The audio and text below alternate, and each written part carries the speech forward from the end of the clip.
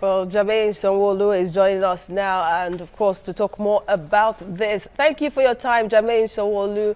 You're talking to us from Abuja. You're the CEO, Diaspora PR. A few weeks ago, we discussed the threat North Korea is posing to the world and could even cause Third World War. Now, would you say the CIA Director Pompeo goofed by making that statement publicly?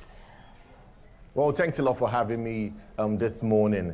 Well, I would say that he just wanted to send a message to the North Korean government to be very, very careful. While, you know, America and the Donald Trump philosophy right now is to say it as it is. Well, North Korea has been threatening America and the rest of the world with nuclear attacks for a couple of years right now. But remember, just a few weeks ago, I think on July 4th, they actually tested a long-range intercontinental ballistic missile, which has the potential of hitting Alaska, Ohio, regions such as that, which is the heart of America, which is the people of America. So America is just trying to be very, very cautious and sending a signal that if they try anything, we are ready for you.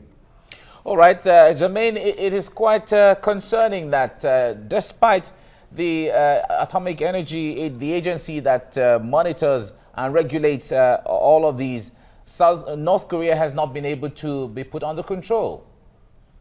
Yes, it's quite unfortunate. That's because North Korea is like a communist nation, and they are in they're an authority in themselves. They try and do what they want to do and exclude the whole world from them, even commerce, even technology. They are infrastructurally they are backward, and they just want to be on their own doing what they want to do. But the Atomic Agency, as you said, had to actually ensure that there are tougher measures put in place for rogue nations such as North Korea and also Iran to ensure that nuclear empowerment, nuclear options that they may possess is actually kept to the barest minimum, because they are very, very erratic nations and they could cause a danger to the rest of the world. And I was about to ask that, don't you think that undermining North Korea could cause a problem for the rest of the world? Because, yes, an official of the U.S. government was saying that it doesn't even have the capability to get accurate target of the U.S. soil. But then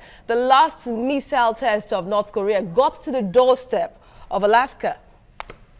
Yes, yes. It actually has the potential of reaching Alaska. And what the American government has to understand is that North Korea has the potential to actually do this. But they also are aware that the ballistic missiles that they have do not actually have the potential to actually mount a nuclear scale attack. They have been tested and they cannot actually cause, once they go up, they cannot actually have the entry into the atmosphere. So yes, they have the potential to do it, but they don't even have the nuclear power right now to mount on those things. We know they're just trying to do this based on the North Korean holiday, which is coming up on the 27th of July, which is just like an anniversary for the Armitage that took place in the Korean War. And they're just trying to show that they are strong, they are powerful. But America is also being cautious, even though the Aspen Security Forum recently advised the Trump administration that military option may be one of the things to consider in dealing with North Korea.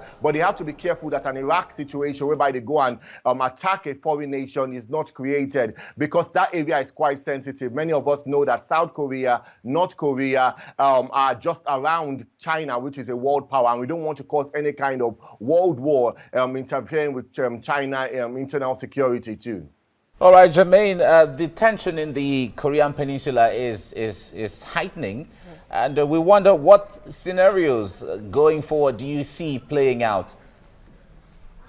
Well, right now, the American forces, as you know, South Korea is an ally with America. America already has some air bases right there, you know, by the border, and they are ready to actually defend South Korea. And it's China that has a role to play in all this. They are allies, you know, communist allies, but China is a bit more liberal than North Korea. China has to play a part in actually negotiating diplomatic and also a kind of a balance to all this, because because if China does not intervene by stopping them, by having some trade restrictions on importing their coal, it will see that North Korea will keep on getting confident. And China too has a part to play, because they don't want America to have North Korea and also South Korea. That's if they invade North Korea, and they don't want to be surrounded by American forces. So China has to actually ensure that their diplomatic relations restored and actually curtail the excesses of the North Korean government. Well, then will China do it, because it needs to be the superpower in the Asian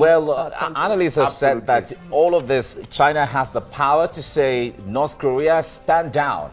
But however, Jermaine Sanwoolu, thank you for coming on the program. Thank you for joining us this morning. Thanks for having me. Thank you.